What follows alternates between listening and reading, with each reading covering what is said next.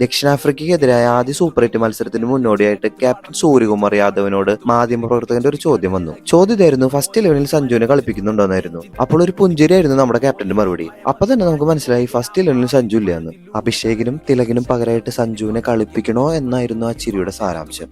വിധിയുടെ വിളയാട്ടം ഇതൊന്നായിരുന്നില്ല കേട്ടാ.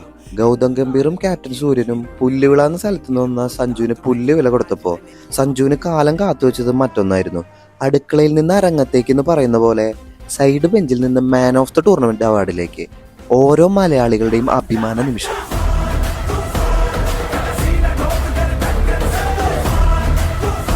അപ്പൊ കുറച്ചു പേർക്കെങ്കിലും മനസ്സിലായി സ്വർണത്തിന്റെ പെട്ടി ചില്ലറ കാശ് ഇട്ടൊക്കെ വെച്ചേക്കായിരുന്നു എന്ന്. യു ആർ ഗ്രേറ്റ് ചെഡ, the one and only Sanju Samson, the story of Sanju Viswanath Samson.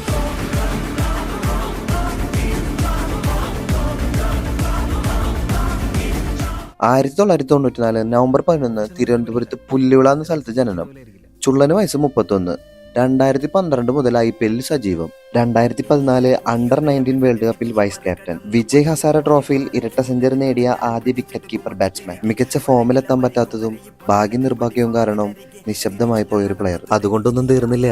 എന്നാൽ മൂപ്പരുടെ ഡെഡിക്കേഷനും ഡിറ്റർമിനേഷനും ഡിസിപ്ലിനും കാരണം വിമർശനങ്ങളെ കാറ്റിൽ പറത്തിക്കൊണ്ട് 2026 വേൾഡ് കപ്പിൽ അങ്ങോട്ട് ചുള്ളൻ ആളി കത്തി. നെതർലൻഡ്, പാകിസ്ഥാൻ, USA, നമീബിയ എന്ന ഗ്രൂപ്പിലായിരുന്നു ഇന്ത്യ.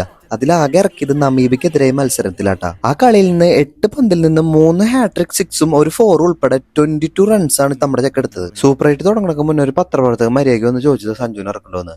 അപ്പൊ അവര് ചിരിച്ച് തള്ളി. അപ്പൊ അവർക്ക് മനസ്സിലായില്ലേ അവർ ഇരുമ്പിനെയാണ് തട്ടി കളിക്കണേന്ന്.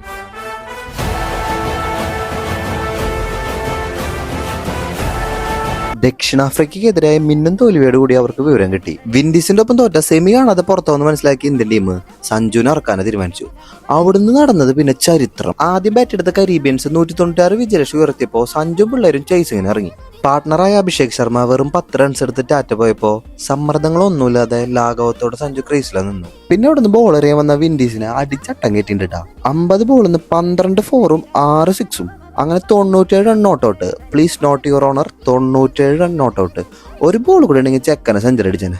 എന്താ ചെയ്യാ, യോഗില്ല. അങ്ങനെ 4 ബോൾ ബാക്കി നിൽക്കുക. 5 വിക്കറ്റിന് ചെക്കൻ ഇന്ത്യനെ സിമ്പിൾ ആയിട്ട് ജയിപ്പിച്ചു. ഈ ഒരൊറ്റ കളി മതിയായിരുന്നു സഞ്ജു ആരാന്ന് കാണിക്കാൻ.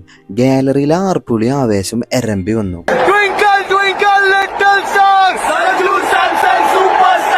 ഇമ്മാരി ആർപ്പുളിയായിരുന്നു കേട്ടോ ഗാലറിയിലെയോ. ഞാൻ ഉൾപ്പെടെയുള്ള എല്ലാ മലയാളികൾക്കും അഭിമാന രോമാഞ്ച കഞ്ചുക നിമിഷം. ആഹാ, ഈ ഒരു കളിയിൽ ചെക്കന് തള്ളിപ്പറഞ്ഞവരും കുറ്റം പറഞ്ഞവരും തൊപ്പിയൂരി വണങ്ങി നിൽക്കുന്ന രംഗങ്ങളൊക്കെ ഉണ്ടായിരുന്നു. പിന്നത്തെ കളി ഇംഗ്ലണ്ടിനൊപ്പട്ടാ. അതിലും